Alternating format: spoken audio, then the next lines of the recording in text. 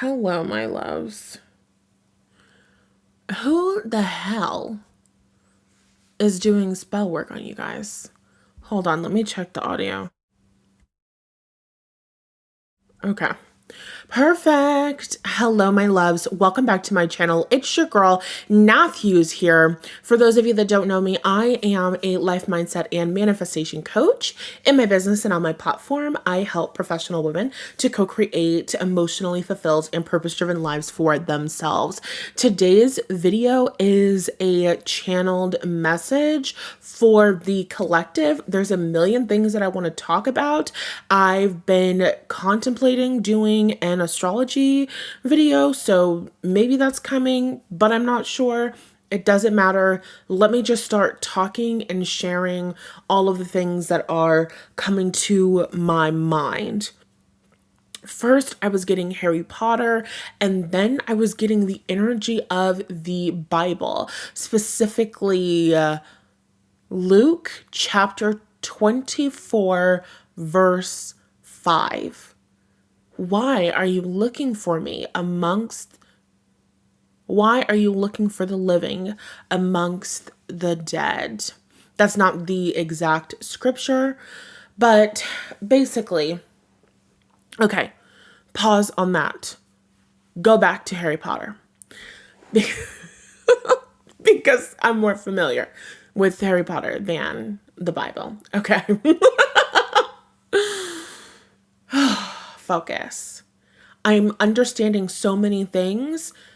I feel like I'm getting instant downloads and understandings, but putting these concepts into words feels challenging because it's like one thing is leading up to another. So I feel like for those of you that this message is going to resonate for in the collective, your intuition is putting two and two together. You're having a lot of realizations and things are being illuminated for you and people are being exposed. There were people in your life who, whether they're currently in your life as friends or this is old friends or old lovers or old whatevers, that have been just really fucking with your energy. That's why I said, who has been doing spells on my collective? Now, mind you, doing spells on people does not always necessarily look like doing a ritual. It does not necessarily look like lighting a candle all of the time. There's a lot of different ways to cast spells on people. Praying for people can be a kind of spell work and a kind of magic. So there's a lot of ways people can cast spells on others and they just might not be calling it that. Long story short, a spell is where you have set an intention for another person to do something or to be something, okay? I'm going to give an example starting in the workplace because I'm going to talk about destiny swapping, which is really interesting because that's not something I don't hop on trends. I have been seeing destiny swapping stuff across the social medias for the past several months. I don't watch a lot of those videos. I don't tap into that energy. And so this is what has been coming through in like my collective readings that I was doing on TikTok and Instagram. It's been a minute. I have to record more of them, but it's like this weird energy has been coming through of so much negativity. And this is why I wanted to do an astrology reading, because it's like the second that Neptune moved into Aries, it was just like spiritual warfare immediately. Like immediately. And I'm not saying that the spiritual warfare had not been going on, because you guys are coming into awareness of things that have been going on, but the second that Neptune moved into Aries, it was just like me, like armoring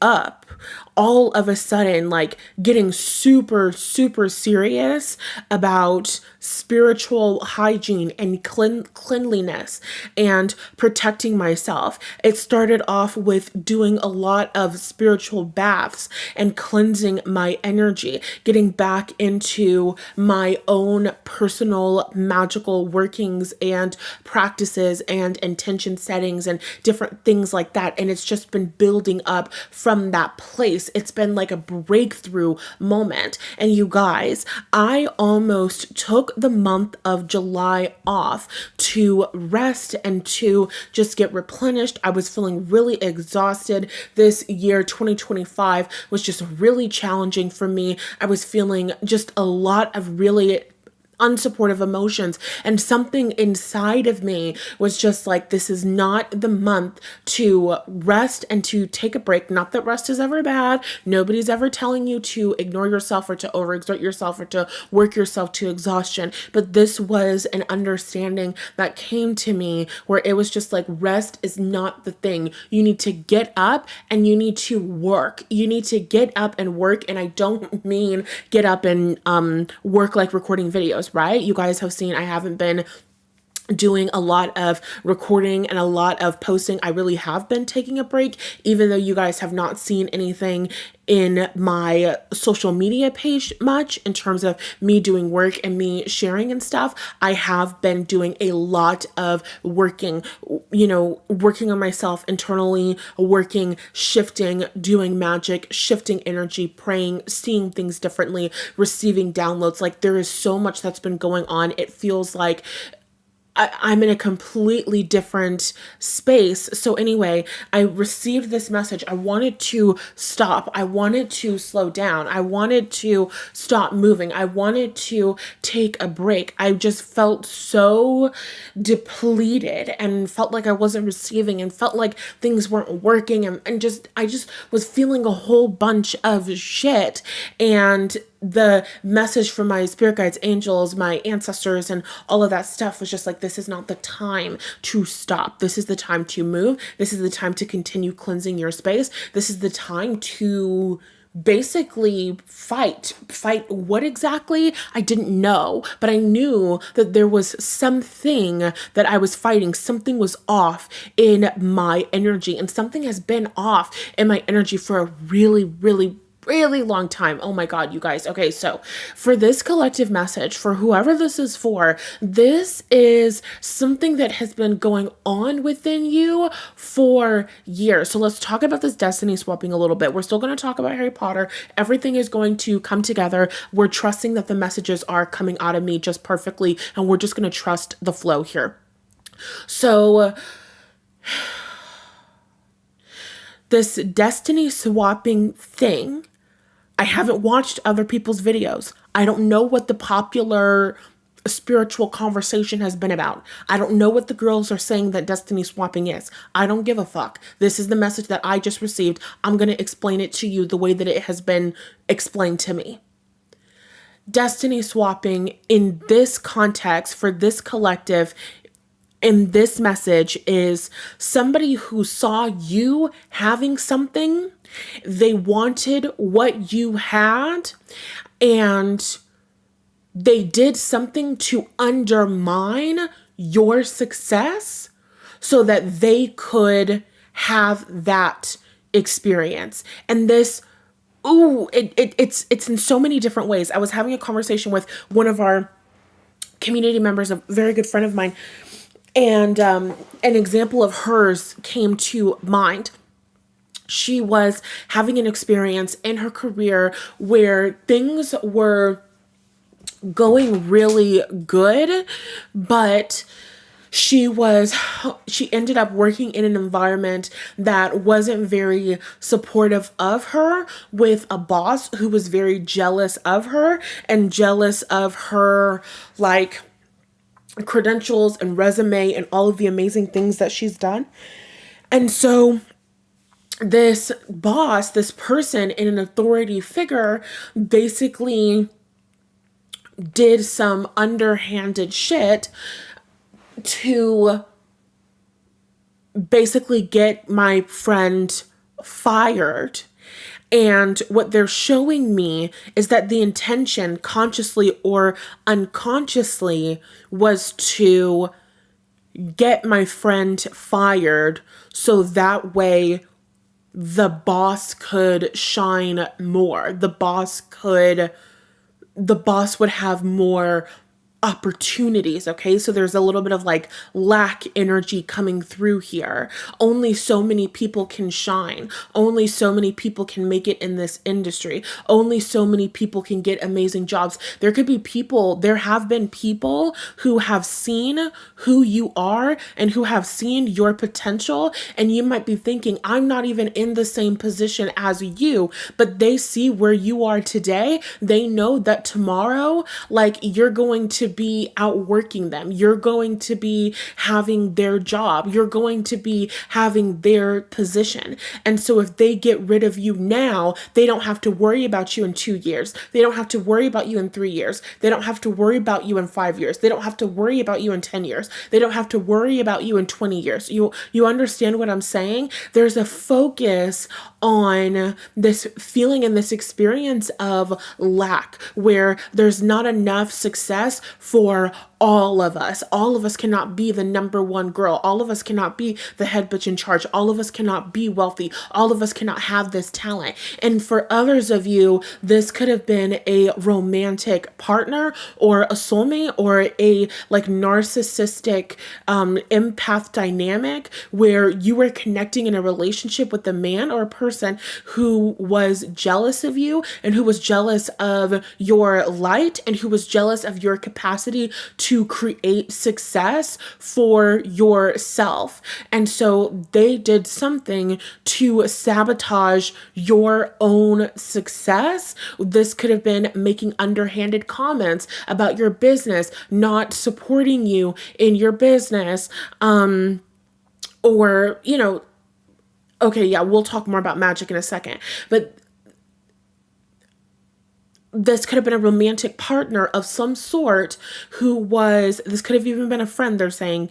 This was someone that you had a relationship with, or multiple people that you had a relationship with who they saw your potential and they saw that you had the potential to be greater than them. Okay, the person that I'm talking to is somebody who has a massive destiny, somebody who has the capacity to be great, somebody who has the capacity to do amazing work. They're playing the song No Mediocre by T.I. and what is that? Iggy Azalea, is that her name? The person that I'm talking to in this collective, you are not mediocre by any standard. And so this person has been basically, they saw you at some point. They saw you in all of your brilliance. They saw you in your zone of genius. They saw your capacity to shine. They saw your capacity to go higher. And they in themselves were like, I'm going to nip this in the bud because I want that instead. That should be me. It's like that TikTok, kind of like that TikTok is a funny meme, but it's like, I'm tired of good things happening to other people. It should be happening to me instead. That's exactly what it is. That's exactly what the fuck it is. That's this destiny swapping thing where somebody was seeing great things happening for you, and in themselves they were thinking, I'm tired of seeing my collective win. I'm tired of seeing my collective get good thing after good thing after good thing. I'm tired of seeing my collective get blessed. For those of you, if you're wondering who this person is, you have to trust your intuition. Do not force this message to fit. If it's not yours, go click another reading. You do not have to have this. You do not want to have this, okay?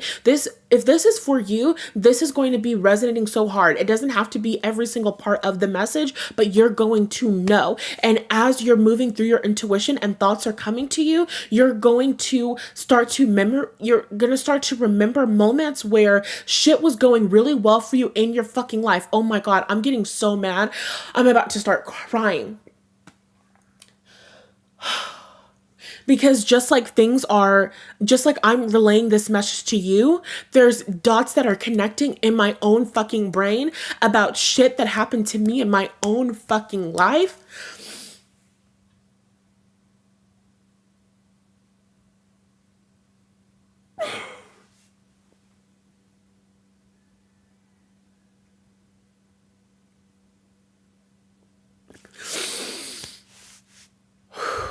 Okay.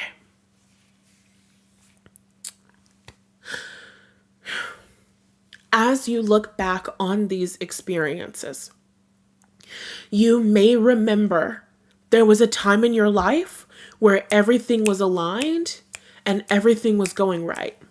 And it was one good thing after another. Things are coming together. You're on top of the world.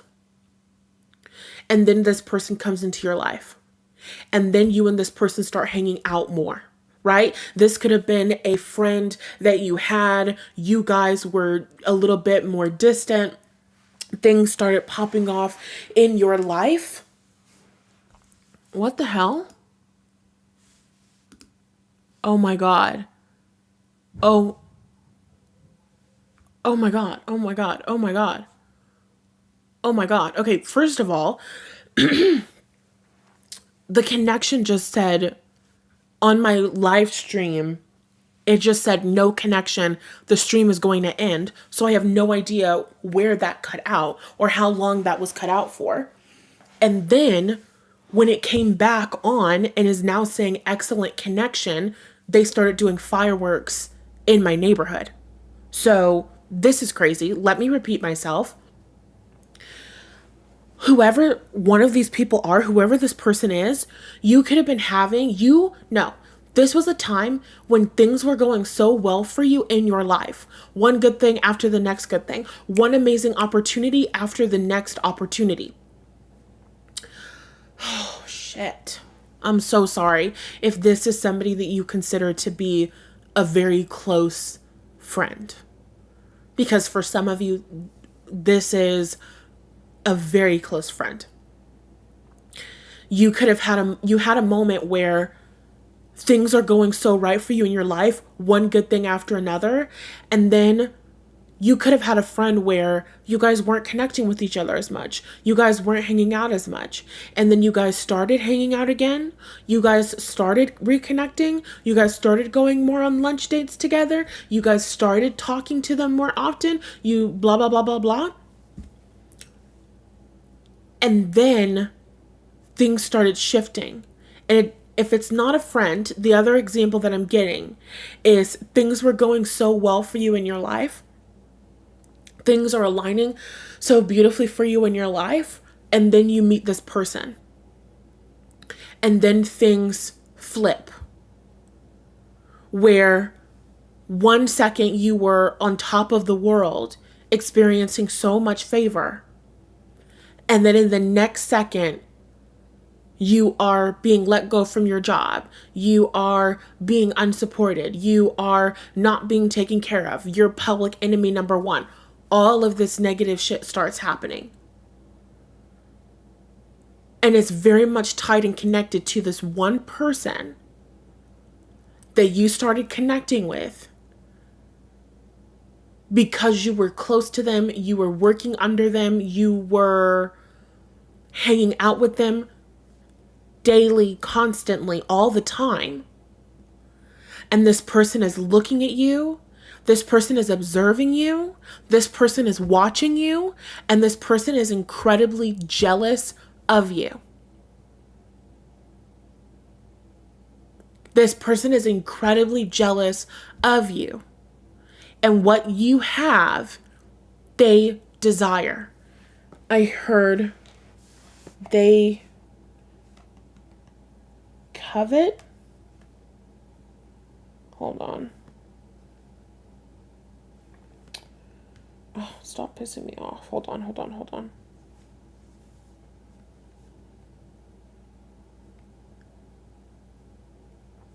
Yes, covet, meaning yearn to possess or have something.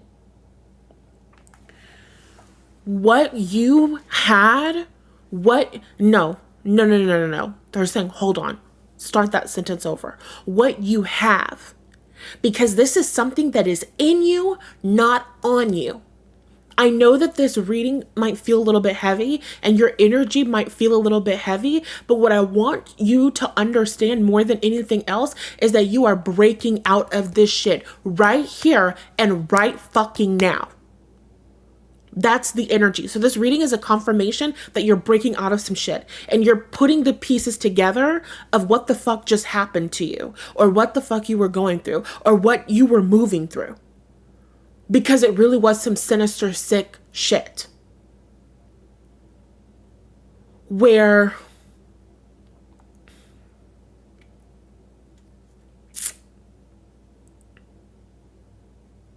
because you always want to give people the benefit of the doubt. No, it's not that bad. No, it's not da da da da da. As human beings, we all experience jealousy. That's a normal, natural human emotion. But what we choose to do with that jealousy, that is what defines and expresses our character, what's alive within us, our integrity or lack thereof. So you're dealing with people or you're dealing with someone, you have dealt with someone that does not have integrity. They saw that jealousy. They felt that jealousy. And instead of doing something about it to reflect, to heal, to get better, to move forward, to believe in themselves, they thought, I'm tired of good things happening to my collective. I'm tired of good things happening to her. I'm tired of good things happening to them. Good things should be happening to me instead. It should be happening to me instead. For some of you, you work in the same industry as this person. You guys do the same kind of work.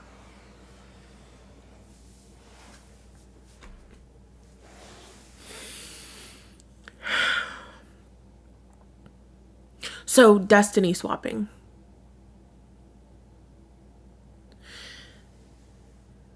You have been under a spell. And this is really interesting, y'all. Because Matthew's the empowerment coach. I'm never going to say that somebody has power over you. And that's the point of today's video. Because it's not that somebody actually had power over you. It's that somebody was manipulating your energy and you were unaware. And this person was really cocky because they behaved in a way where they just get away with shit, get away with shit, get away with shit. Nobody is checking this person.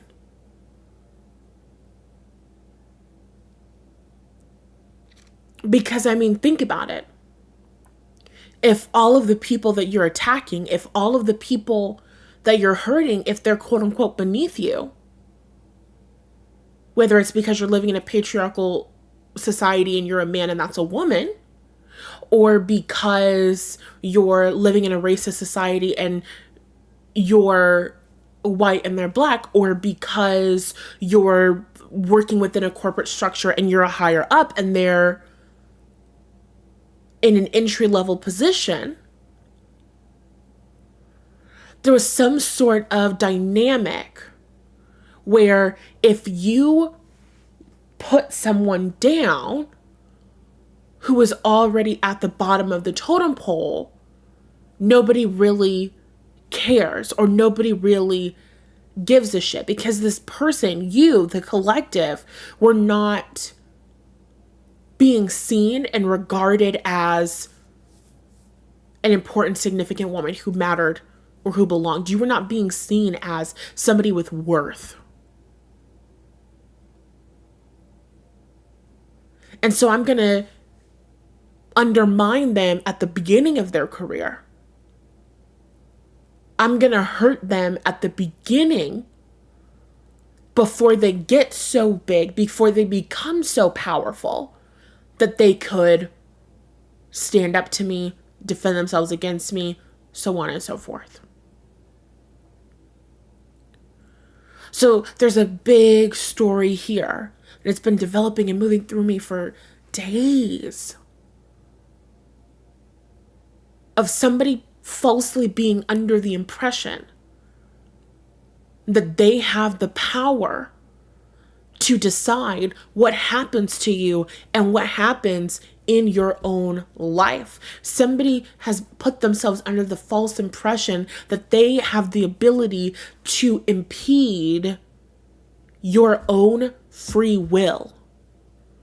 Now, I've been wanting to do a video on magic and soulmate connections and what kind of magic should you do on your soulmate to improve and up-level the connection, but I've been having to talk and speak with my spirit guides about the best way to bring that conversation forward, because I really had to make sure that there was a disclaimer at the beginning of the reading that said none of the magic that I'm going to tell you to do is about binding or dominating or controlling another person, because you do not fuck with another human being's free will. You do not do this. There are rules. Just period, point blank, across the world, universally, across the universe, there are rules. There are rules and there are checks and balances, just period, point blank, across all time and space. There are rules. As human beings, our free will plays a part in enforcing those rules. Meaning, when somebody is fucking you over, when you're experiencing spiritual attack, when somebody's undermining you, when somebody is deliberately coming into your life to make you confused so that you do not know up from down and left from right. When I tell you I'm so fucking pissed off right now,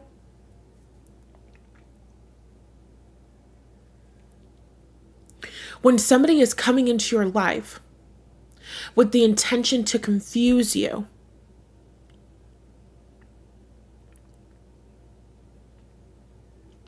and they're attempting to put you under false impressions so that you don't live and walk out your destiny. And in response to their bullshit, you duck your head in the sand. You say, I'm going to give up for a little bit. I'm going to rest. I'm going to retreat. I'm going to go off. I'm going to go and do nothing. I'm going to run away. Then the shit goes unchecked. Because you, with your free will, didn't stand up. It's not that you don't have angels and ancestors and spirit guides that are ready, willing, and eager to fight for you. I just heard in my mind, TKO. It's not that you don't have spirits that are ready, willing, and eager to fight for you. But you have to decide with your free will. You have to call on them for help and support. You have to call on them for protection. The thing about magic and the thing about energy and the thing about your spirituality is that it becomes a part of your daily life. Every single day. That's why we talk about magic in the mundane. It's cleansing yourself as a part of your shower routine, cleansing yourself energetically and spiritually. It's cleansing your home with smoke or sound or however it is that you like to cleanse energy. It is having those moments and those times where you are checking in with yourself. It is creating your own protection ritual, whether you do that. Oh, I'm so sorry. There are thoughts that are coming into my mind about my own personal situation. And oh my God, my past self, my past self, my past self, my past self, my past self, my past self. I was a beautiful lamb, a beautiful, innocent lamb. And I encountered a wolf. And I had no survival instinct at all. I climbed into the mouth of a wolf and I said, I wonder what will happen next. Bitch. I'm watching back my own life experience and I am screaming, this is a fucking horror film. Get out of there. Okay, focus. Okay, because we're already 30 minutes in. Focus. You cannot fuck with people's free will. When you decide to do nothing, you are communicating with your free will that it's okay for people to fuck with you. It's okay for you to suffer. It's okay for people to siphon your energy. It's okay for people to take from you without giving back. It's okay, it's okay, it's okay. You are communicating with your actions. This is okay. This is acceptable. When you lay down and you take it, you are communicating with your actions. This is okay and this is acceptable. Spirit guides, angels, and ancestors are like, get the fuck up. Seriously, get up right now. And you have to take care of yourself every single day. And you have to be protecting yourself and shielding yourself. You might be looking up and utilizing prayers to do this. You might be using candles to do this. You might be using herbs and spiritual baths to do this. You might be using a combination of all of those things. Figure out and connect with your own ancestors and the practices that resonate with you on a soul level. I always say and believe that the strongest magic that you can practice is going to be your own magic. So here's what happened. Somebody, whether they were doing this consciously or unconsciously, was siphoning your energy, was taking from you. And I'm going to give you an example. Let's say that somebody is tarnishing your reputation. So if I'm talking shit about collective is no good. Collective isn't a good employee. You should not hire collective. I'm taking collective's positive reputation. I'm taking energy from the collective because I'm harming her. I'm doing damage against her. Okay, I'm going out of my way to harm her, to do damage against her, instead of supporting her, instead of helping her, instead of uplifting her, instead of giving her positive feedback and criticism and helping her to be better. I'm talking shit about her behind her back with the intention of making myself look better and making her look worse. Swap. Perfect example of a destiny swap. Another example of a destiny swap is you could have had a person that you were connecting with and you were confiding in and you were talking with them about your relationship. And this person is like, I don't like that person. I think that that's a terrible relationship. I wouldn't be in a relationship with them if I were you, and blah, blah, blah, blah, blah, blah, blah. Whole time, they wish that they had your person. They wish that they had your connection. They wish that that was them. So they're saying, I don't want you to have that success. I don't want you to have that love. I'm tired of good things happening for the collective. I wish good things were happening to me instead. And so you've got people that have been around you. I'm telling you, this could be from years ago. The shit that I'm talking about, it's not people who are currently in my life. This is shit from years ago.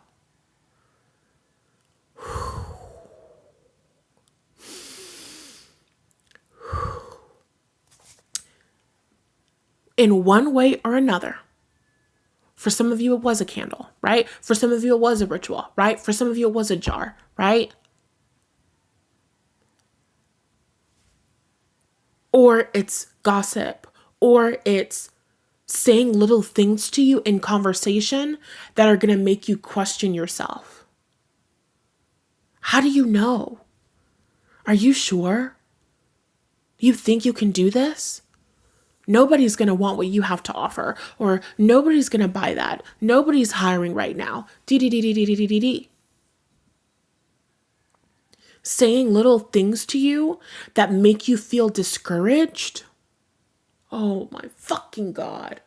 I put my destiny in the hands of so many fucking people who talked me against doing things that I wanted to do, things that would have lit me up, things that would have made me happy, things that would have made me feel fulfilled. I gave my power away to people who presented themselves as having my best interest at heart, as being helpful, as being supportive, as being trustworthy. They were not. So, okay. We have this experience of people wanting what you have. And it's not just your success. They're showing me your personality, your persona, your ability to make connections with people, your sense of humor, your ability to make people laugh, your ability to move people with your words, right? You're an amazing speaker. You're an amazing writer. Oh my God, it just keeps getting worse. I'm thinking so many thoughts. I made so many mistakes. Oh my God, oh my God, oh my God, oh my God, oh my God, oh my God. As a woman, if you are listening to this, as a woman, if there is a man and you are not with that man, and that man is not your man, your person, and you have ever helped and supported that man, and that man turned around and did you wrong, you need to call your energy back fucking immediately. Immediately. Oh my God. You could have had an experience where you were helping a man, supporting him, supporting his career, letting him drive your car, giving him money and loans, doing this for him, doing that for him, helping him with all of these different things. And then he turned around and disrespected you, breadcrumbed you, blah, blah, blah, blah, blah. Destiny swap. You have abundance. You have plenty. You have a generous heart. You have a desire to give. That energy was received, but it was not reciprocated. And how did that leave you? Depleted. And what position did that put that other person in? Success. It put them in a position of leveling up. There are people in the world right here and right now who the only reason why they have the level of success that they have is because you gave them your fucking energy and they gave you nothing in return. Destiny swap. Somebody was a fucking loser when you met him. Then after the two of you guys are in a relationship, he is elevating, you're fucked up. You look a mess, you feel a mess, your career is not where you want it to be. He's thriving. It doesn't have to always be like that in relationships. It shouldn't be like that in relationships. You should be growing and expanding together, but destiny swapping is at play. This is the message I'm receiving. Somebody was using your energy so that they could grow and expand. It's a vampiric energy. They were using your energy so that they could grow and expand.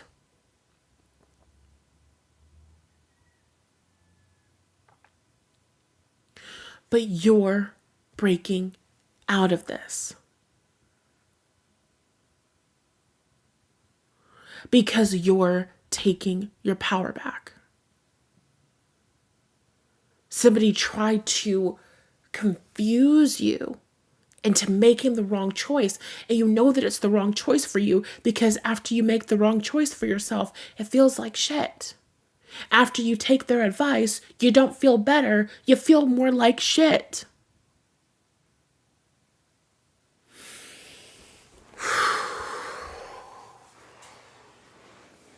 When I tell you, I am reaching new levels of anger every second. Somebody tried to impact your free will because they saw that you have a very special magic, a very special power. You're incredibly brilliant. You're really good at what you do. You shine really brightly. You have the capacity to go so far in your career, in your life purpose. They saw that. They said, I want that for myself. I don't want them to have that. They shouldn't have that. I should have that. And so they did a spell, or they said a prayer, or they set an intention. Everything does not have to look like out of a fucking movie. Somebody can, what's an example of a spell work that wouldn't look like a spell work? You see somebody thriving, you see somebody having a good time, you say, oh, be careful flaunting all of that. You should stay humble. You never know.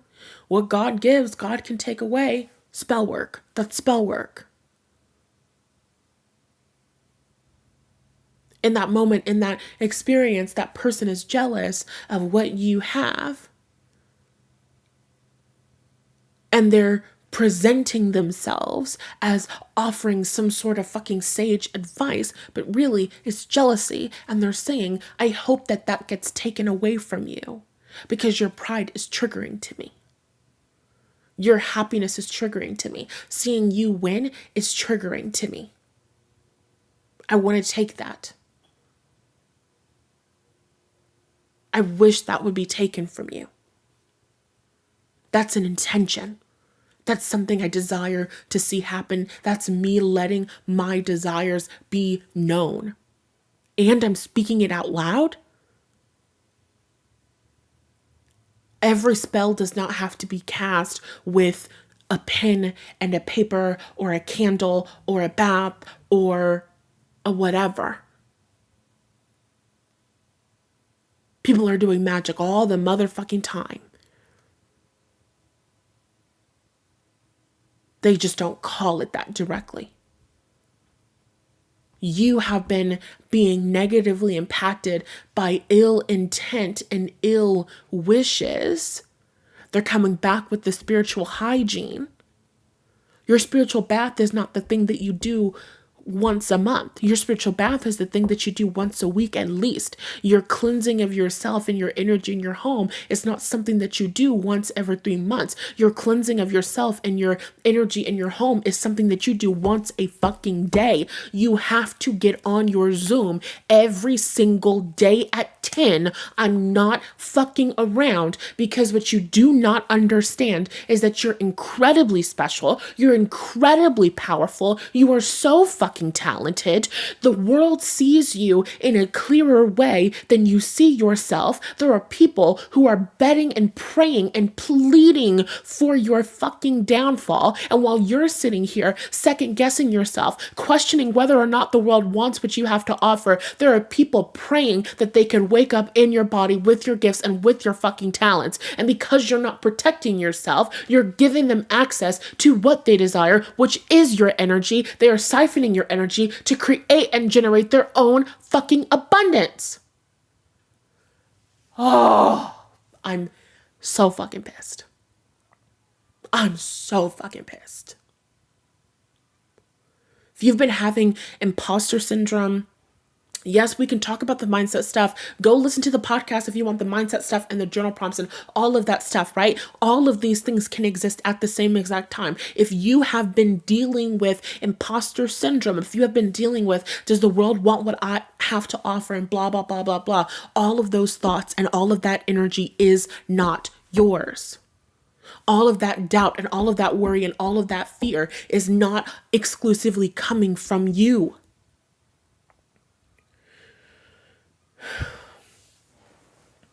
You are feeling the consequences of the ill wishes and the jealousy of the people around you. You are sensitive. You must take care of yourself. You must cleanse your energy. You must protect your energy. If you need to do a fucking protection meditation, if you need to get a protection tattoo, I don't know. But you need to figure something out. And it needs to be a daily occurrence of you protecting your fucking energy. You want to start feeling more valued in the world, you need to treat yourself like a VIP. Everybody does not get to be around you. Everybody does not get to have conversations with you. Everybody does not get to be associated with you. Everybody does not get to have access to you. Period, point fucking blank. They're like, shit needs to be locked down right now.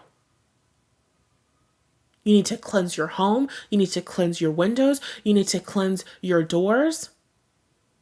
You need to get some fucking spiritual washes. You need to clean your, I don't want to say windows, your mirrors. There could be people, I'm seeing somebody scrying.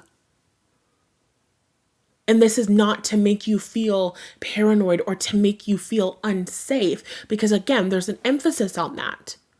You have free will. It's just that you, with your free will, have been not showing up for you.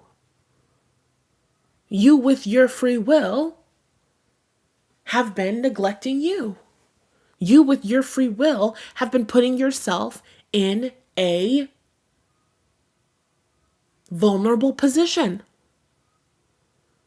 You don't wait until you get sick to start working out. You do not wait until you get sick to start eating vegetables. You move your body in a way that supports your health. And you eat nutritiously in a way that supports your health as a preventative measure.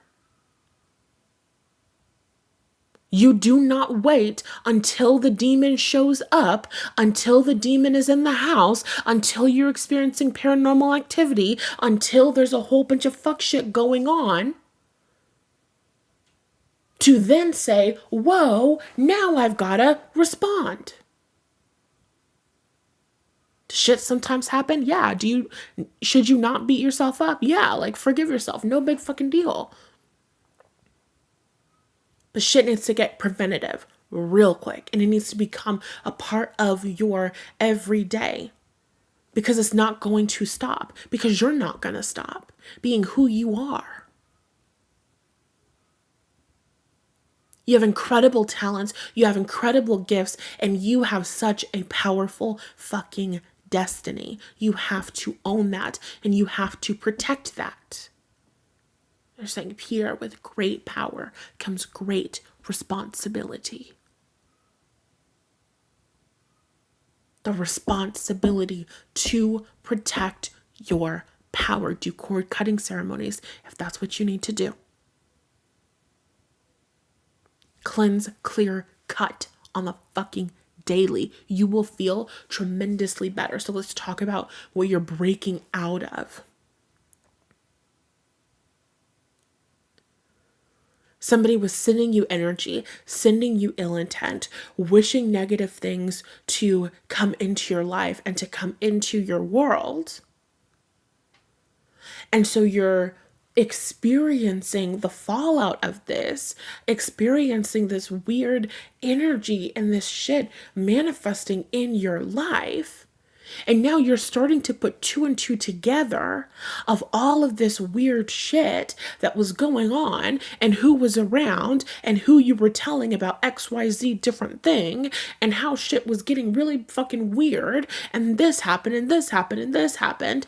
You're having a lot of epiphanies. You're having a lot of realizations. Trust yourself and trust what you feel. I feel so much pressure in my crown chakra and my third eye right now.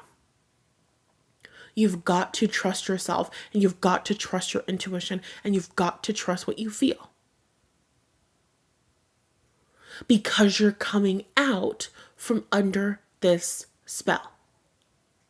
You're coming out from under this negative intention manifesting that had been manifesting.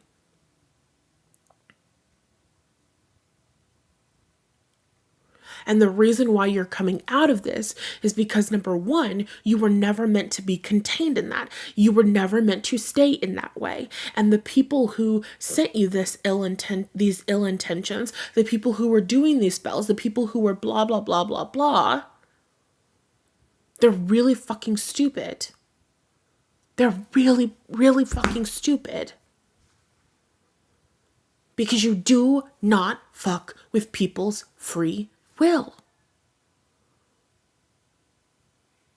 I've been getting a lot of stories lately of women who do love spells on guys, certain kinds of spells, not all spell work is bad.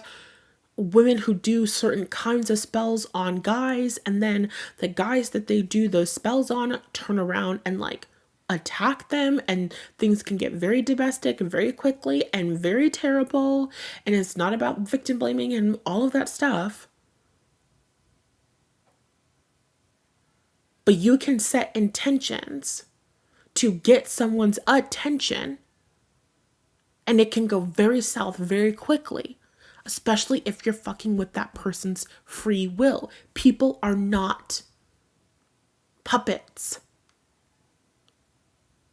People, their lives, their destinies, their souls, their fulfillment are not things to be fucking played with. There are people or a person in your life who was playing around with your destiny. This is a very big no-no.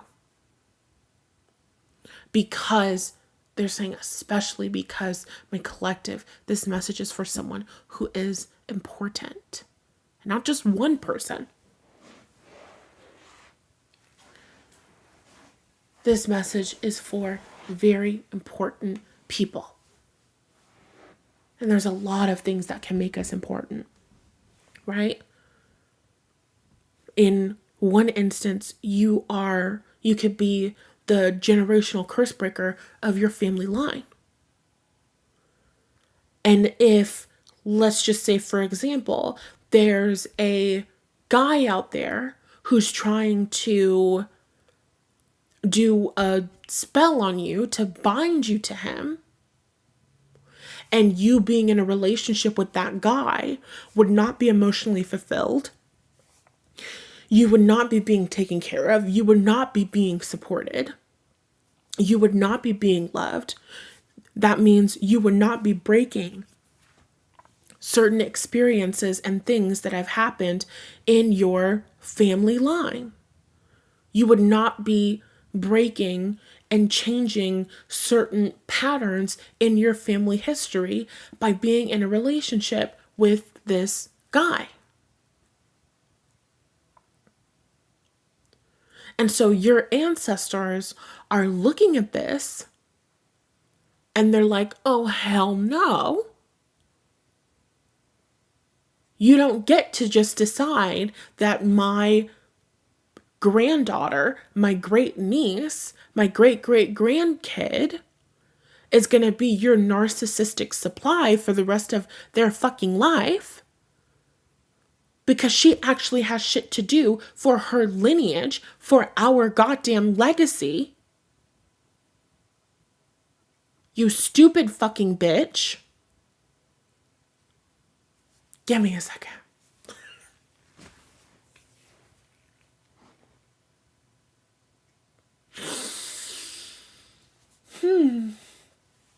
It got a little personal.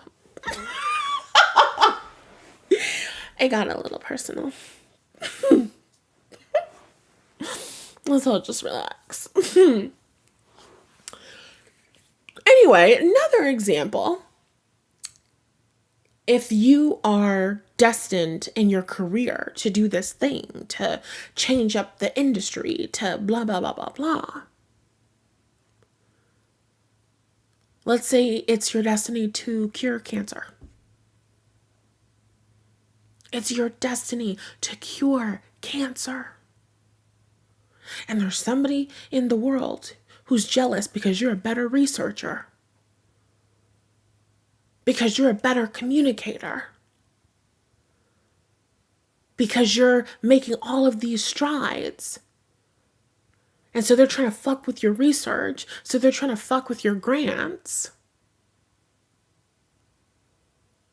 You are an important, significant woman who matters and belongs. The world needs your contributions to society. People do not get to fuck with the progression of humanity over jealousy. That's silly. That's stupid. That makes no sense. This energy really pisses me off because somebody had the audacity to do some disrespectful shit to the women of my collective, to the women of my community, myself included.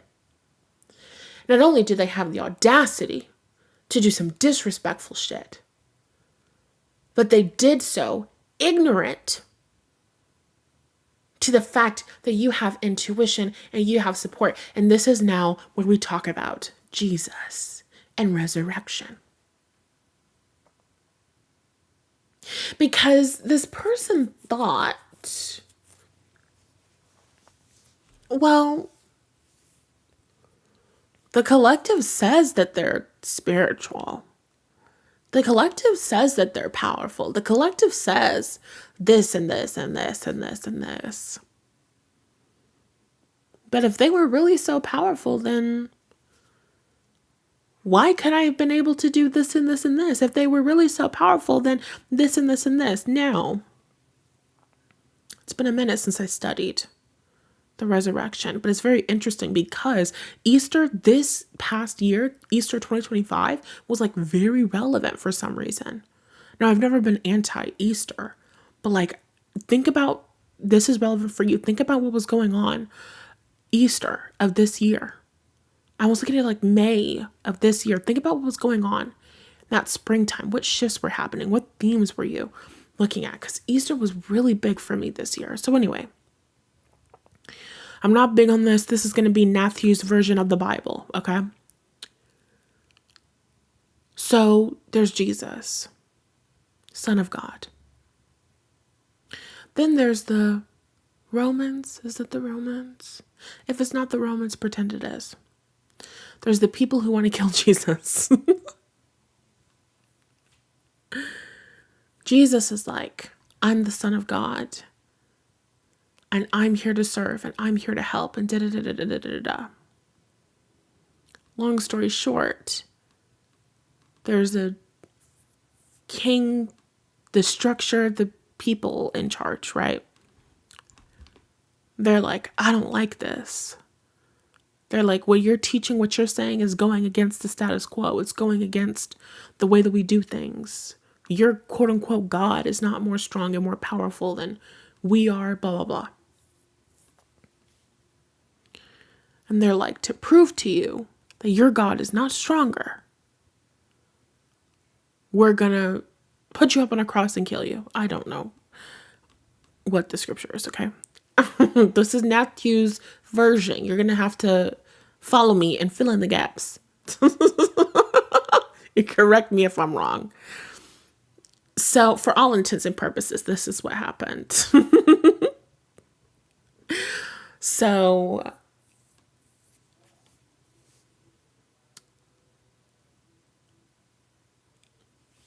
they're taking God, they're taking Jesus to the cross. They're putting him up on the cross and they're torturing him, right? And the ladies are like at the cross, they're like weeping. They're like, oh my God, Jesus, they're torturing you. Jesus knows that he's going to die. He knows that he's going to be killed. And they're like, is this your king, basically, from Wakanda? You know? Not as Jesus, the king from Wakanda, but, you know, Black Panther reference. You know, is this your king? Is this the person who's supposed to protect you? Is this the Messiah? Is this the amazing person? Where's your God? Your God who you said could perform miracles. Your God who you said could do this and this and this. Why, if you have such a powerful God, would you even be in this situation right now? And then Jesus was murdered, right?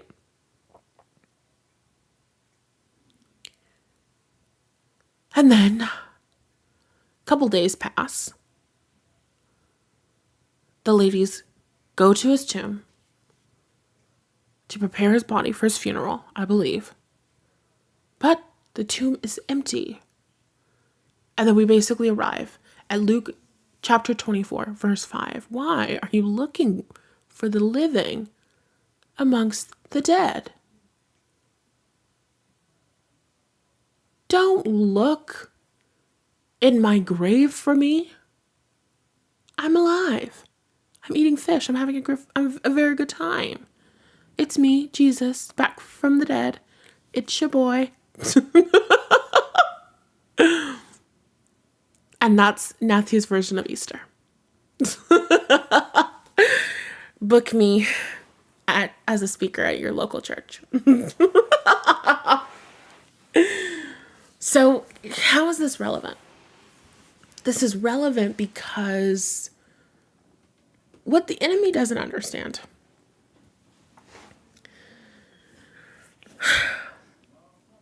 is that sometimes people feel like if God is real, why is there suffering?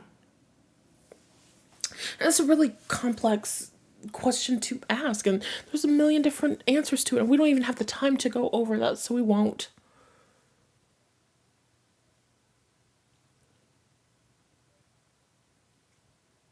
But one thing happens in that moment when you're at rock bottom, in that moment where it looks like you have absolutely no way of winning, in that moment where it looks like you have nothing, in that moment where it looks like everything is stacked against you, in that moment where it looks like there's no fucking way you're winning this. And then one thing after another miracle and another miracle and another miracle and another miracle and another miracle and another miracle. And things begin to align and shit starts to move in your favor and things start to get better and better and better and better and better.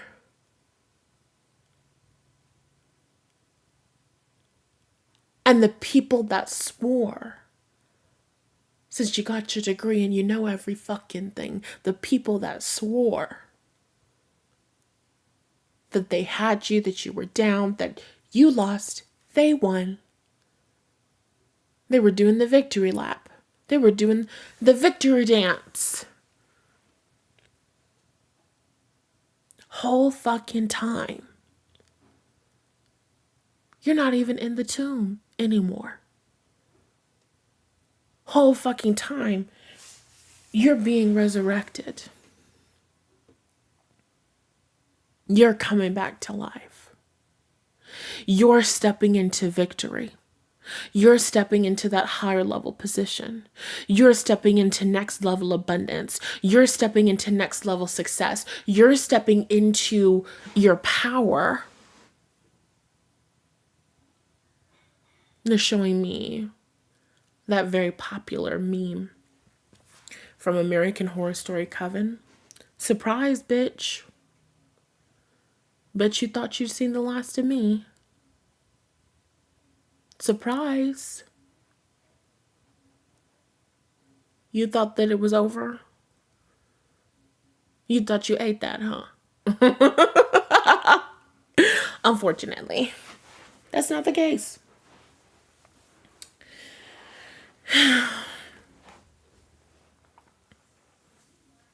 You were in a position where somebody thought that they had the upper hand. Somebody thought that they were going to be able to keep you underneath them, keep you attached to them, keep you addicted to them, keep you in a relationship with them, keep you whatever. Unhappy, unsatisfied, not getting work, not making money, not thriving, not succeeding. Excuse me, I just burped. Somebody thought that they had you. And it's one of those moments where the devil, you know how they say, you let the devil use you. You let the devil trick you into hurting me. But the whole time, God was using you to bless me.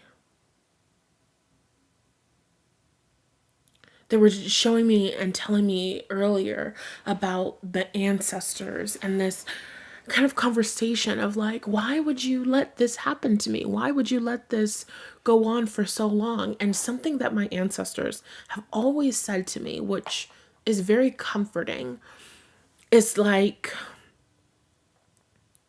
the policy that they have, the policy that my spirit team has, is that there are certain experiences that I've decided to go through. There are certain things that I want to move through so that I can learn, so that I can heal, so that I can help. If you listen to me and you listen to my life story and you listen to all of the fucked up things that have happened to me, it's because I have a purpose that is so grand. I'm going to alchemize, and I am alchemizing, and I have alchemized all of this shit. I'm going to heal people in a way that people have never been healed before. I'm going to heal and I'm going to serve on a scale that this world has not ever fucking seen. I can't heal and help people come out of the depths of hell if I have not gone on that journey myself. There's a difference. When somebody is talking to you and they are speaking from experience, energetically, you receive codes from them, you're having a conversation with them, and things are unlocking and shifting in you. You're receiving understandings and epiphanies, and you're elevating just by being in their presence and in their energy. And then there's an experience when somebody is speaking to you from theory. They read it in a book. Nothing against books. not a crime to read. But there's a difference between that knowledge of something and that wisdom. And that wisdom is only acquired through experience. So, okay, back it up. There's certain shit that you had to go through so that you could develop wisdom, so that you could develop skills, so that you could develop a backbone, so that you could develop better spiritual hygiene, so that you could develop blah, blah, blah, blah, blah, blah, blah, blah, so that you could heal this, so that you could be made aware of this cycle that's been going on in your family for many years, and you could be the person that breaks that chain for good. Oh my God, I just heard that Dr. Umar meme. Some of y'all gotta go to sleep for good.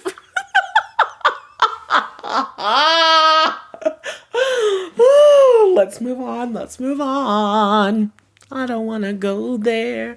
We should never go there, okay? Anyway, there's certain shit that you needed to go through so that you could have the wisdom that you needed to carry out your own life purpose.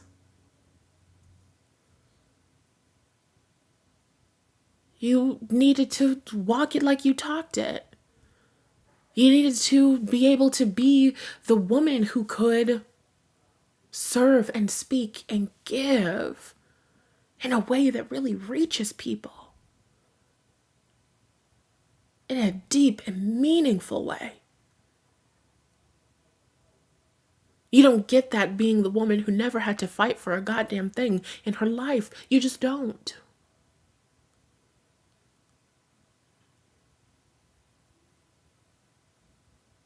The reason why people connect with me and they listen to me and it makes them feel riled up and it makes them feel like moving forward in a positive way and it makes them feel like fighting for their dreams and it makes them feel hopefulness and it makes them feel optimism is because I know what the fuck it feels like to be in an unwanted position. I know what it feels like to be betrayed. I know what it feels like to be left for fucking dead and to have to nurse your own self back to health because you trust absolutely no one on planet Earth to take care of you but yourself. I know what that's like. I know what it's like to fight for yourself and to fight for your life and to fight for your fucking happiness. I know what it's like to create that internal success. I know what it's like to heal yourself. You're not going to receive that from somebody who just read a book and who really didn't live a goddamn thing.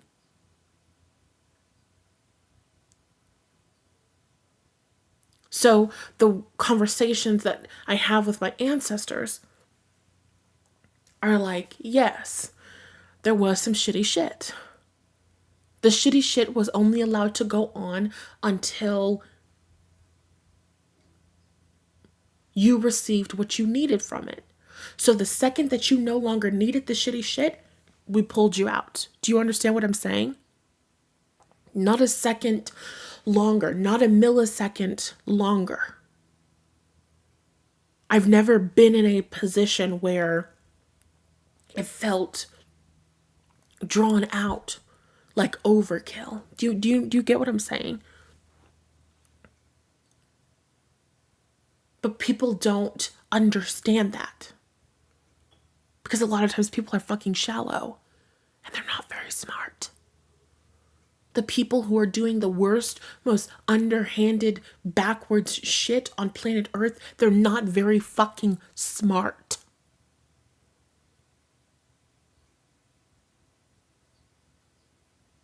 And so in their mind, all they can do is basic addition and subtraction. 2 + 2 is 4. So when they're looking at you and they're seeing you in a position of being vulnerable And they're seeing that they can take something from you. And they're seeing that they can do something terrible to you. And there's no negative consequence. They're seeing that you say that you're protected. They're seeing that you say that you're powerful. They're seeing that you're spiritual. But you are wide open. The door is unlocked. The lights are on. There's a sign pointing to all of the valuables in the home, and there is no security alarm. This is going to be an easy robbery.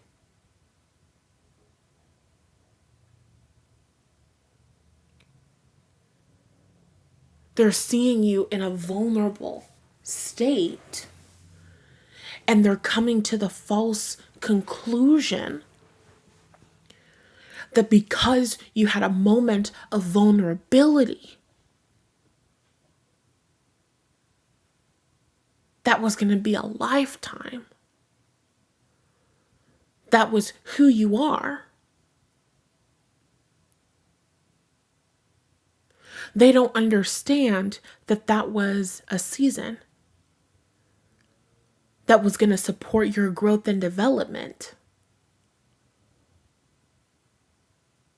And the second that that is done, the second that that was no longer needed, no longer necessary, they were going to be cut off and they were going to get their asses handed to them, period. They can't see that. They don't understand that because they're not really the smartest people. They're not very complex thinkers. They just think from point A to point B. Even though they think they have some master fucking plan, it's just one step at a time with these people. It's not that far off in advance. It's just, what do I want right now? What can I get right now? What can I create for myself right now? How can I get to the next thing right now? It's no big picture thinking. Your spirit guides, angels, and ancestors are big picture thinkers. They're going, I know this is going to hurt my baby right now, and I know that this is going to be absolutely shitty, but the second that she is done moving through what her soul has decided so bravely and so courageously that she is going to move through in this lifetime, I'm going to be there to nurture her and to support her and to kick ass in a way that ass has never been kicked before. They don't get that. They don't understand that. And in other words, they have no idea that a storm of astronomical proportions is heading into their lives right here and right now. Did a reading on it for the Extended Readings Collective. This is like months ago. This is like May. This is like the middle of June, about reconnecting, healing your relationship with anger. So go tap into the membership for that one. If you guys were not in the membership, then it's kind of gone forever. Sorry. I don't want to get the link. But long story short, you need to heal your relationship with your anger. And you need to learn to be okay with letting people get their ass kicked for fucking with you. Period.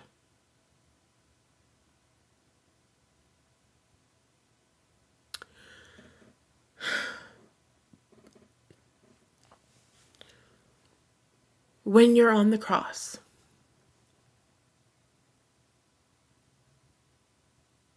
now here's the thing. Okay, they're taking us back to the Easter. Let's say Jesus was on the cross, and then a big lightning storm, a thunderstorm came down, and a lightning strike came and pushed the cross over, and the nails fell out of Jesus or something like that, right? And Jesus was freed and everybody else was freed. And the storm was so big and the storm was so strong that they could not carry on with the crucifixion, whatever. Crucifixion canceled. Murder canceled. because of a huge storm. Some people could say that was God. God saved Jesus. God is so powerful. It was a miracle. He was about to be murdered. God stepped in before the terrible thing happened and protected him. And then there are other people who could say, I guess, or he just was really lucky. Right? You know those people who are allergic to believing. They're allergic to faith. You talk to them about something, you show them something, they're like, I guess, but also, it could be this totally, completely other thing. Who's to say that that was God? Maybe they didn't have a weather channel back then. You know what I mean? But there's something about is finality a word? Death is it. You watched him die. You don't come back from the dead. When you see someone die, when there is celebration and the grave has been danced on,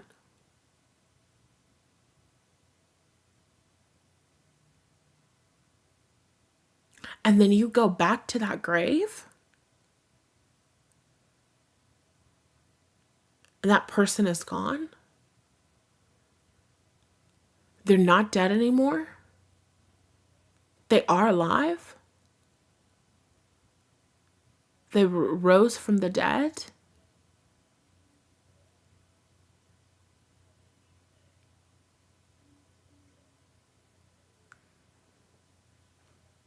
Sometimes you are put in a position where only by a miracle do you survive. Only by a miracle do you create your success. Only by a miracle do you level up.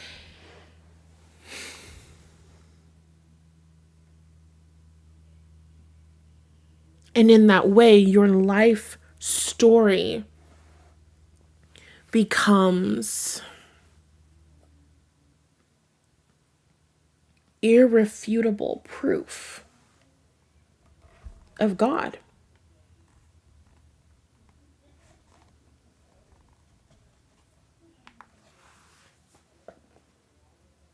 Your life experience, your success, your happiness is about to be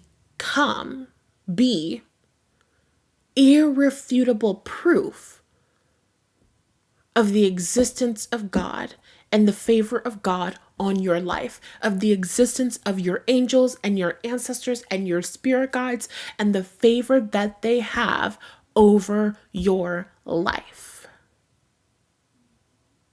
Because people can wish for all of the things that they wish to happen to you. But like the Princess Diaries taught us, nobody can make you feel inferior without your consent.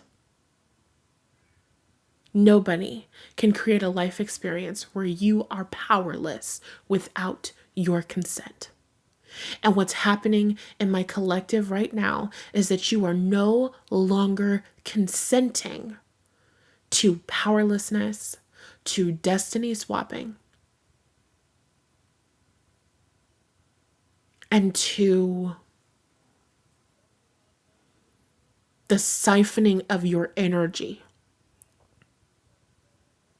where you receive nothing in return. And as for these people, we'll talk about Harry Potter very quickly and then we'll get off of here.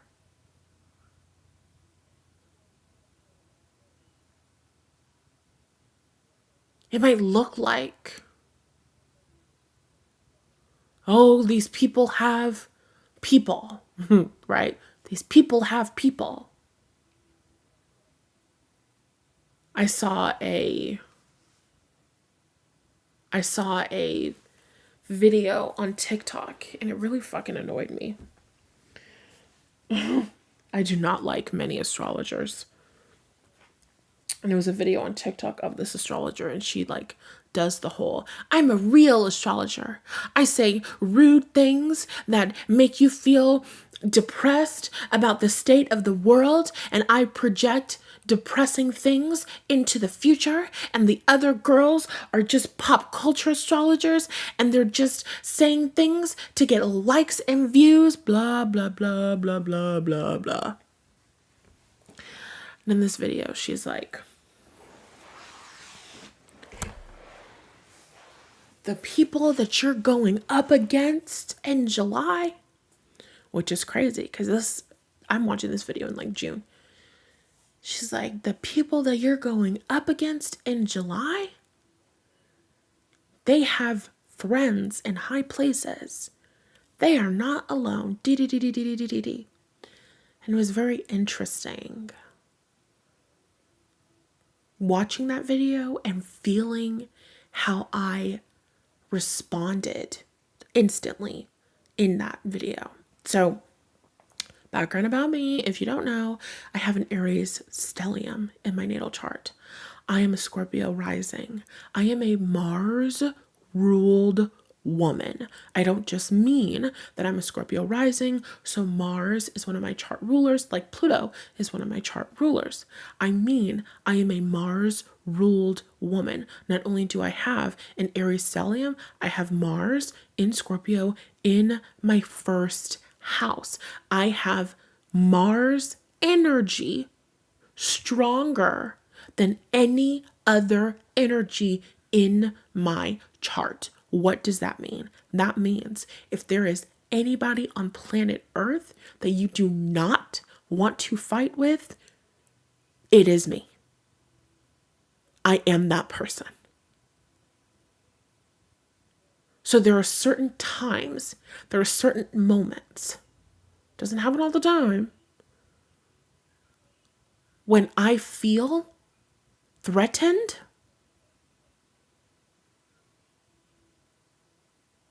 nine times out of 10, I have a fight response. And I watched this video, and I didn't finish the whole video because I thought it was stupid. When she said that this person that you're going up against, which, mind you, at the time, I had no idea that this shit was going to be happening. I had no idea. There was nobody on my mind. I was watching this video. The person that you're going up against has friends in high places. And this energy in my heart is like, I don't give a fuck. I don't have the words to describe to you how much of a fuck I do not give. I don't care who you know. The fuck? That's crazy to me. That's crazy to me.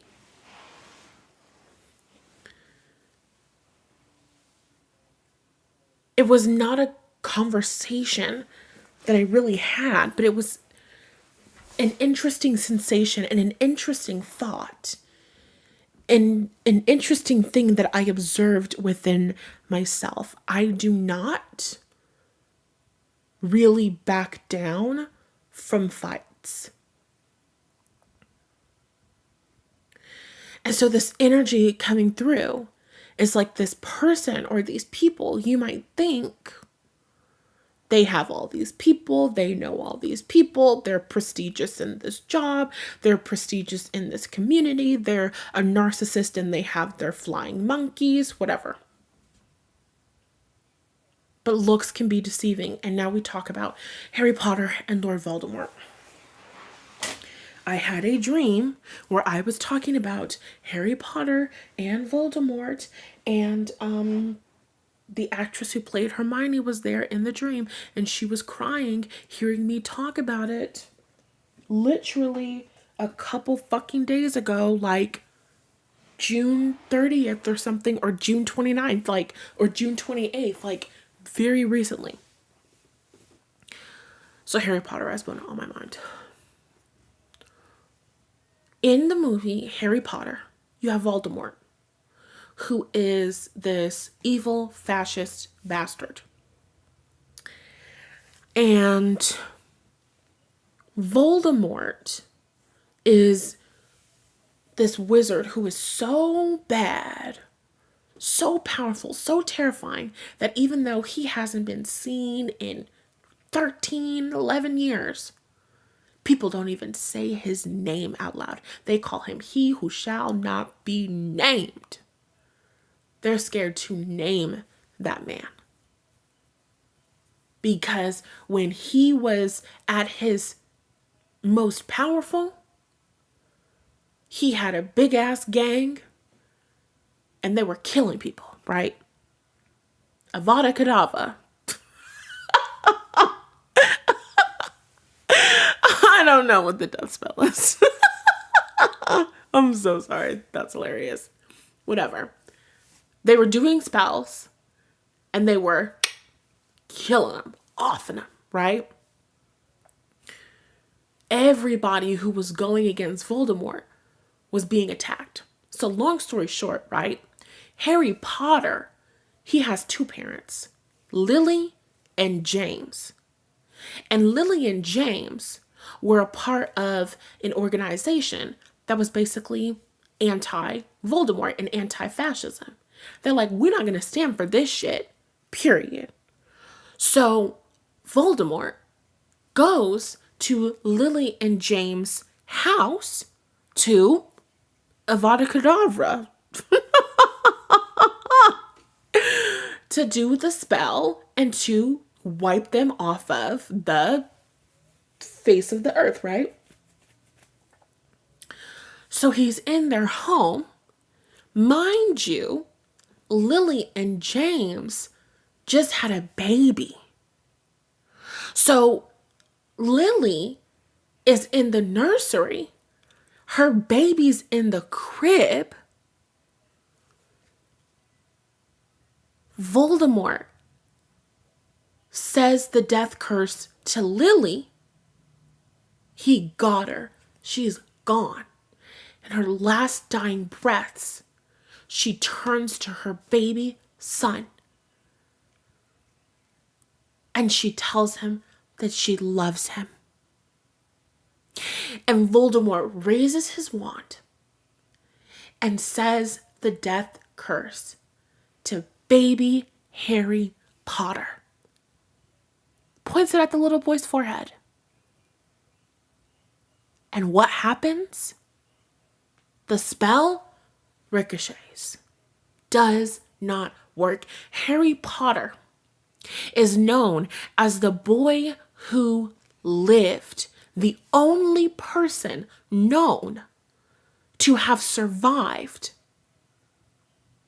the deadly curse that is off limits, is against the law. It is illegal to use that curse. Somebody points at you, says that shit to you, you're done, right? So Harry Potter lives, right? So Voldemort is very anti-Harry Potter. Because not only was that embarrassing, but also that fight seriously weakened Voldemort. I'm pretty sure, okay? That part, that could be Matthew's version. But I'm like pretty sure that's what happened. So then, fast forward, Harry Potter grows up. Harry Potter doesn't know who he is. Harry Potter doesn't know what happened. Harry Potter grew up in the Muggle world, the human world, right? Meanwhile, everybody in the wizarding world knows what happened, knows that Harry's parents were killed, knows that Harry survived, yada, yada, yada. So Harry comes of age, then goes to Hogwarts. Meanwhile, Voldemort is getting his power up to rise back to power and basically finish what he started earlier, right?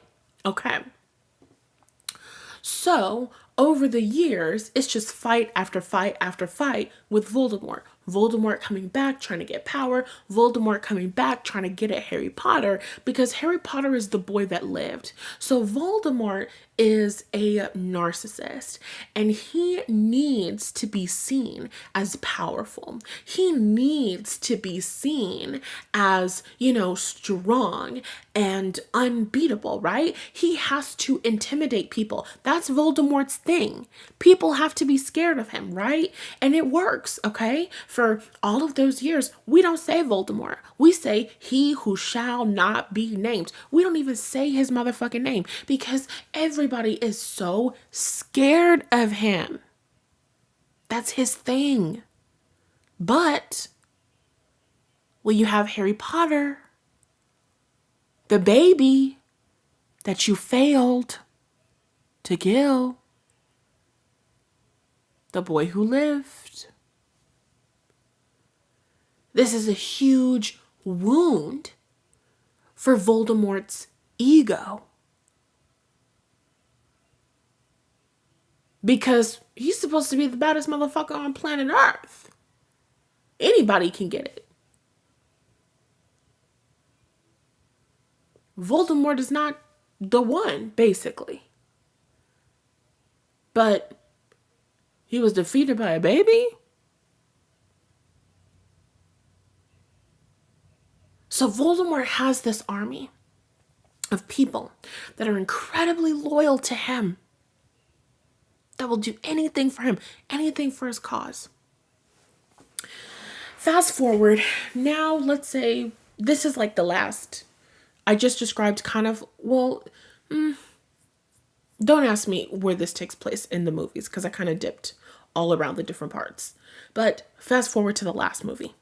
Final fucking war between Voldemort and Harry Potter. So basically what happens is Voldemort, he's back. He got his body, final form. He has his people, and they're coming after Harry Potter. They're coming after Hogwarts. Dumbledore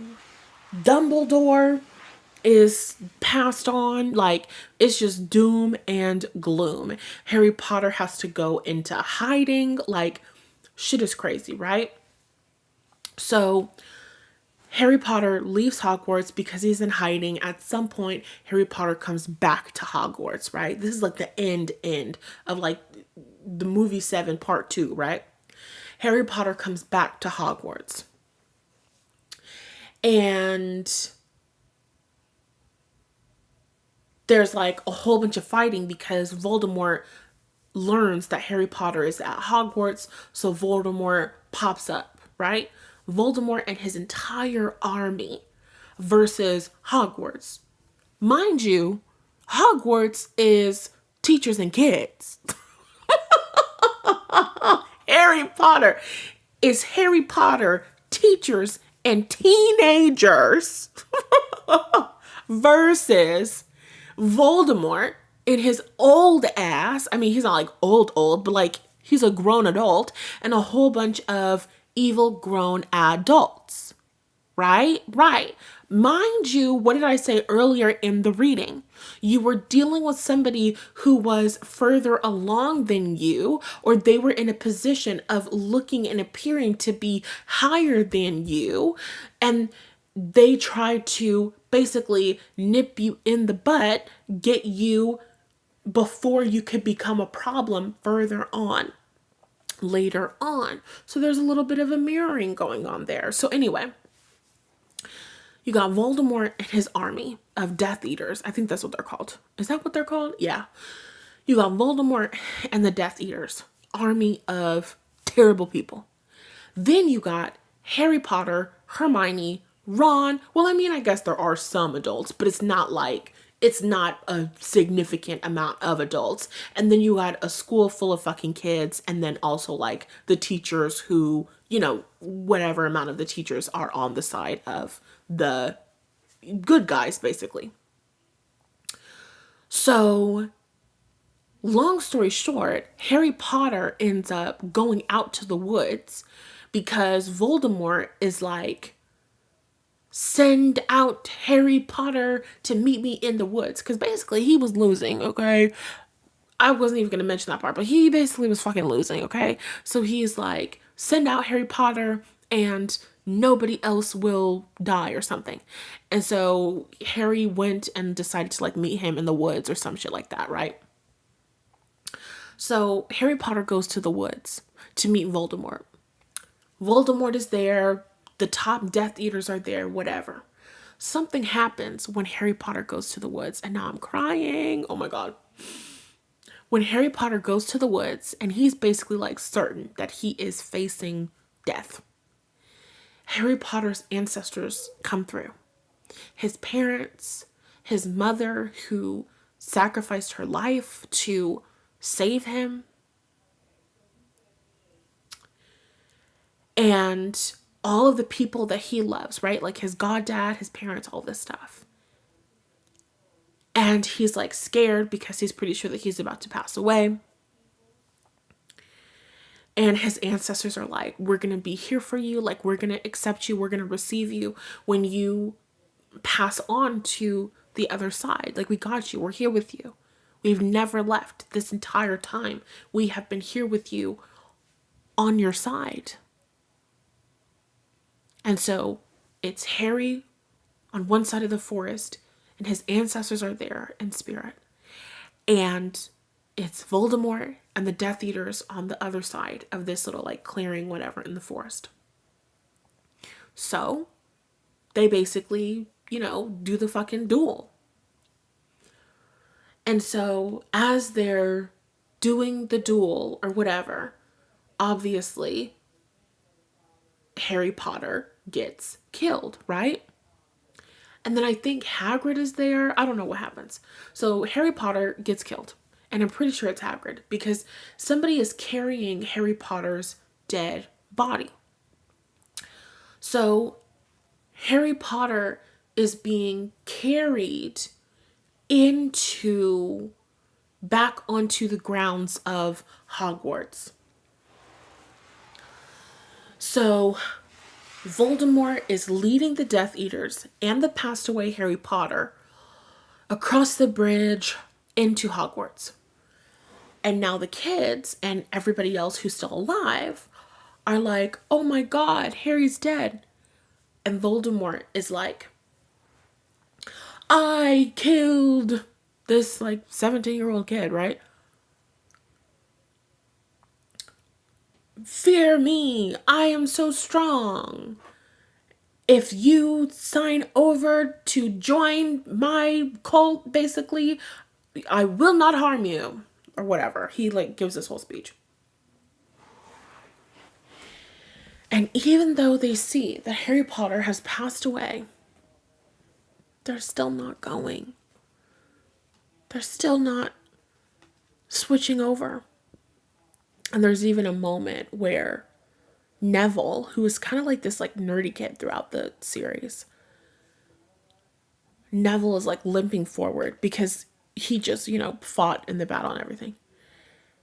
And Voldemort like makes a joke like, okay, I thought that we would have had a stronger person come forward, but I'll take it.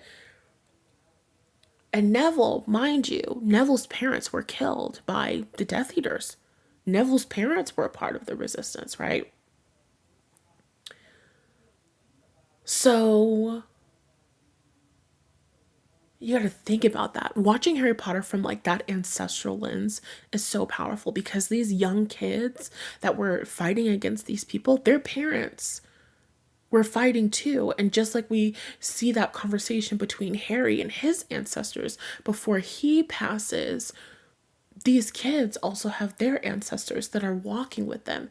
And that really ties and connects to what we were talking about earlier with your ancestors. You have a very specific, special thing that you have come here to give. Whether you've come here to give that thing to your family and it's in your finances, or you've come here to give that thing in your career with your talents and gifts and skills, or it's what you've come here to give your family line in terms of your relationship and your love and your happiness, you have come here to give give something. Your ancestors and spirit team are walking with you. These are sacred things that you cannot fuck with.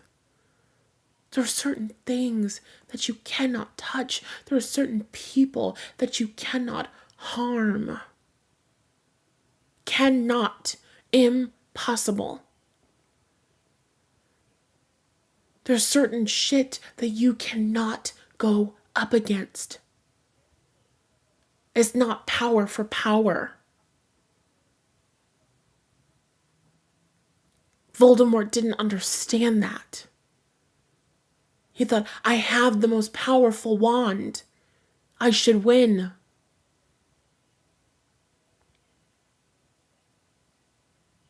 I am the most powerful wizard. I should win. I have power. These people who have tried to hurt you, who have cast spells subconsciously, consciously against you to manipulate you, to negatively impact you and impact your future. They're under the false impression that it's just about power. It's not about power. Voldemort was one of the most powerful wizards of all fucking time. He was going up against children in school. He was going up against a 14-year-old boy, a 12-year-old boy, and then like an 18-year-old boy. And also an infant, a baby. And he lost again and again and again. Why is it that he lost? I'll explain in 1 second. So, Voldemort is there. Neville comes forward. And Neville is like, it sucks that Harry died. But Harry is still alive in my heart. And fuck you, disrespectfully. I'm not becoming a Death Eater, right? And then Voldemort's smile like fucking fades or whatever. He's like all pissed off, right? So then, turns out, whole time, Harry's not really dead. Hello? The resurrection themes? Harry's not really fucking dead. So in this moment, Harry jumps out of the arms of Hagrid and then is like, boom, bitch, surprise. Bet you thought you seen the last of me. Carried my lifeless body back to parade it in front of the people so that they would be discouraged, so that they would be under the false impression that you were all powerful, so that they would be under the false impression that you had the power and you had the capacity to stop us, so that they would be under the impression that you were all powerful. But you were wrong. Why and how were you wrong? I don't remember if Harry Potter says this exactly at this moment, but he says it multiple times throughout the movies. When him and Voldemort are going at it, he says, the difference between me and you, Voldemort, is that I'm loved. You are feared. I am loved.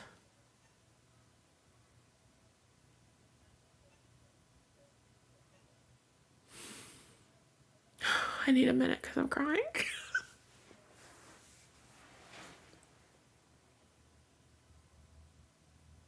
We're not having a conversation about power and control and being able to manipulate people. That's not the highest that it can go.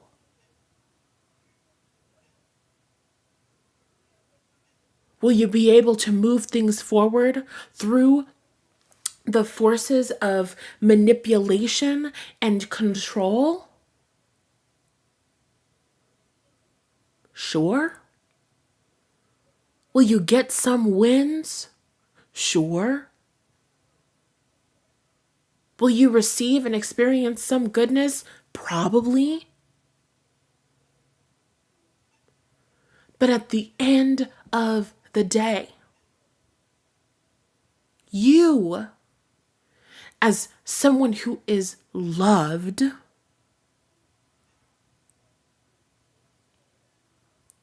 will always win over somebody whose power is superficial. Somebody whose power is manipulation, fear, control. There are certain things that cannot be fucked with.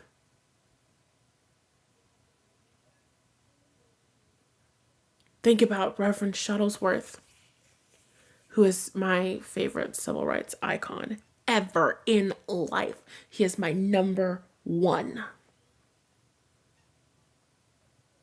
Reverend Shuttlesworth was a bad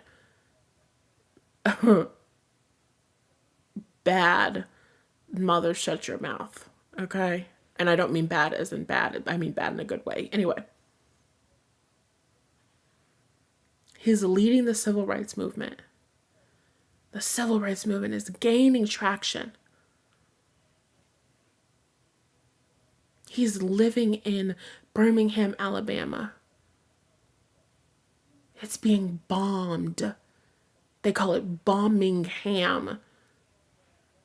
Homes being bombed is the regular because they are so anti-segregation. Even in the face of police brutality, he has children.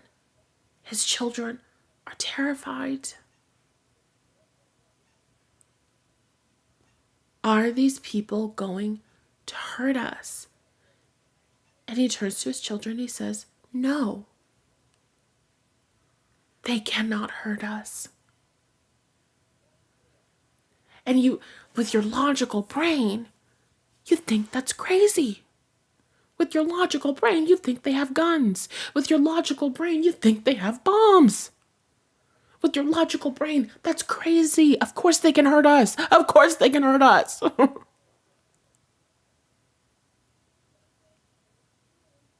But he was not having a conversation with his children or leading the civil rights movement from a place of fear-based logic and thinking and reasoning. He's moving with faith. He's moving with the connection with the connection from God. He's moving with an unseen support that you can't even imagine. And so when they bombed his church where he was sleeping in the basement, was he bombed on Christmas or Easter? Hold on. Was he bombed on Christmas or Easter? Because I know it was one of those. Wait, we got to look it up. Because if it's Easter, I'm going to scream.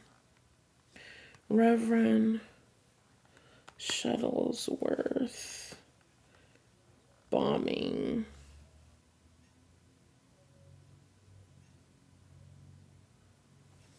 It was December 25th. It was Christmas. Okay. That would have been crazy if it was Easter. But a bombing is a bombing. It was crazy regardless. It's a crazy fucking story regardless. They bomb his home, and he does not die. And in that moment, when they tried to make an example of him, this is why you should not stand up. This is why you should not move forward. This is why you should just accept the mistreatment because we will kill you. He fucking lived. He had conviction. He had faith. He had the unconditional love and support and backing of the Most High God. It does not get any higher than that. It does not get any more powerful than that. Voldemort didn't understand because Voldemort wasn't loved. Whoever this person that I'm talking about that you're dealing with or that you dealt with or that you knew of, they don't understand. They can't fathom it because they're not loved, unfortunately. Do we all have ancestors? Sure.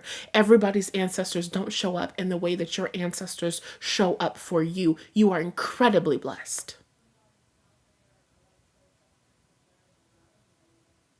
Everybody's ancestors don't love them in the way that your ancestors love you. You are incredibly blessed.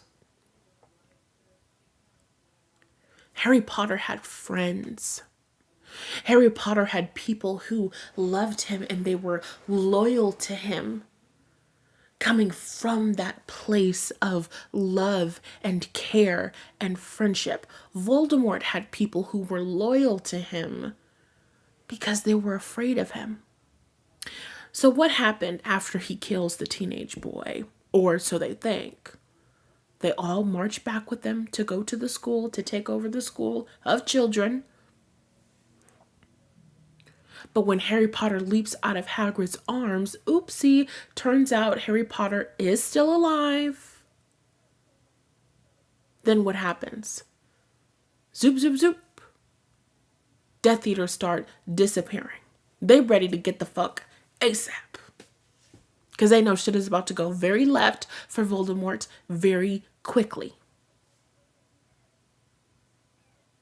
The people start running away from Voldemort. Voldemort's own people start running away from Voldemort. Why? Because they want to live.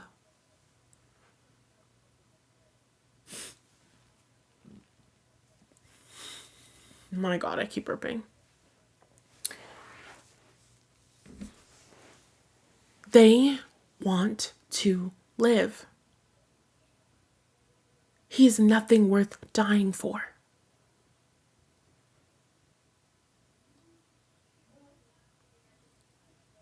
He is nothing worth dying for. I'm terrified of Voldemort, but I'm a little bit more terrified of Harry Potter because how many times has Voldemort tried to kill this little MFer and he just keeps coming back? Voldemort, I don't think you got this one, brother. I'm out. Voldemort was not loved. He had subordinates. He didn't have people who loved him and supported him. Maybe he had people who agreed with his vision, but he had people who feared him. He did not have people who loved him. When you love people, when you love your child and you are willing to die for your child, that is what saved Harry Potter when he was a little boy. His mother's love, her willingness to sacrifice herself because she loved her child. Her love saved him. There are certain things that you cannot fuck with.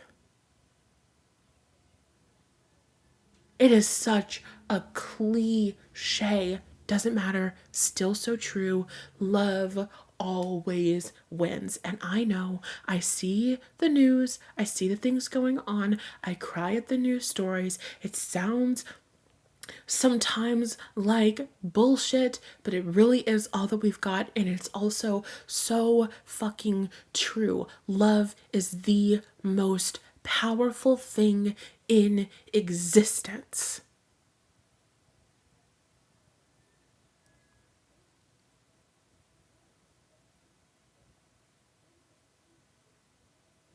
I don't care who you are standing up to this month or as this energy unfolds. I don't care who you are saying fuck off to. I don't care how powerful they look or who it seems like they are connected to or whatever.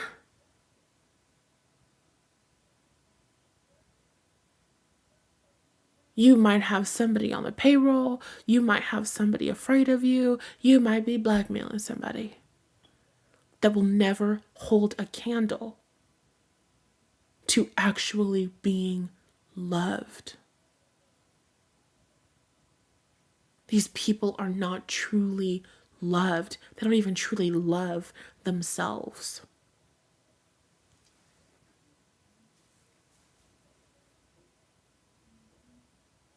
In other words, you're coming out of a spell of some sort. You're coming out of a period of being influenced by external negativity. You're using your free will to stand up for yourself. You're calling on your spirit guides, angels, and ancestors to protect you every single day.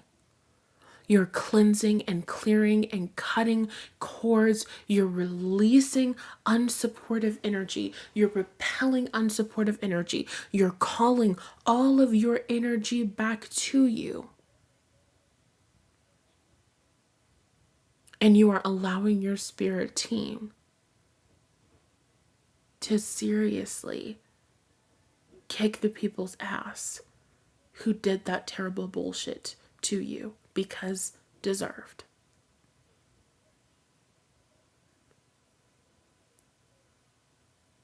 And you don't have to be intimidated by how people present themselves to be. Oh, we've got a united front. Oh, we've got XYZ different things. There is no amount of man-made power that can supersede the power of the Most High God, whose favor is on your life.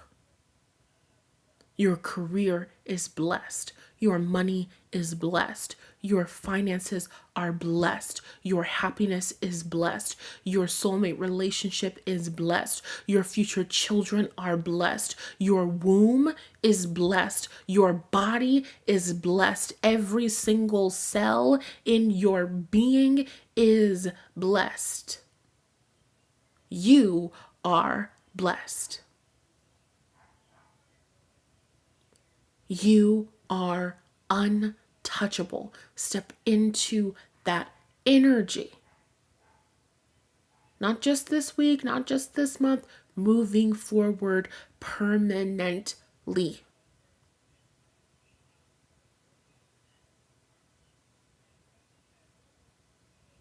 And watch your miracles show up. Watch the stars align for you. Watch shit turn around. Watch your resurrection happen right before your very eyes.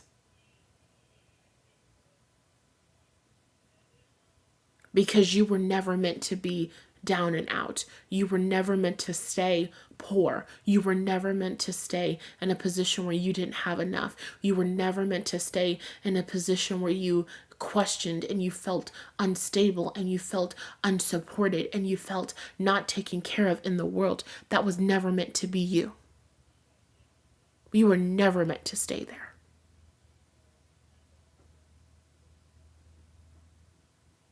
So you do what you need to do to take care of yourself energetically. You go reconnect with your angels, your ancestors, and your spirit guides.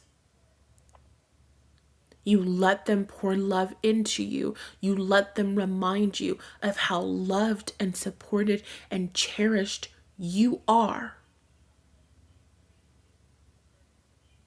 You don't stop praying until you feel their love.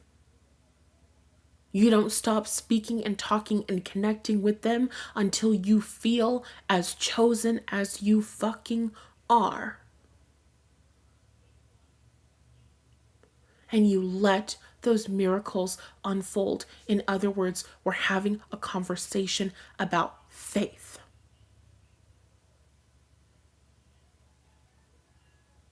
This is nothing but an opportunity for you to tap into next level faith, protecting yourself, and recognizing how fucking amazing you are. And with that being said, that's all that I have for this collective reading, girl. My goodness, I'm tired. I hope that you enjoyed it. If you did, click the links below and send me some money as a tip. Thanks. Other than that, check out my podcast episodes and other videos on the channel. I do have courses and things like that, so you can click around in the description box to see all of the other ways that I can support you on your journey. And if this resonated with you, you really have to comment down below and let me know. Let me know, because this might be a little bit fucking niche, okay? So I want to know. All right. I love you guys, and I'll talk to you in the next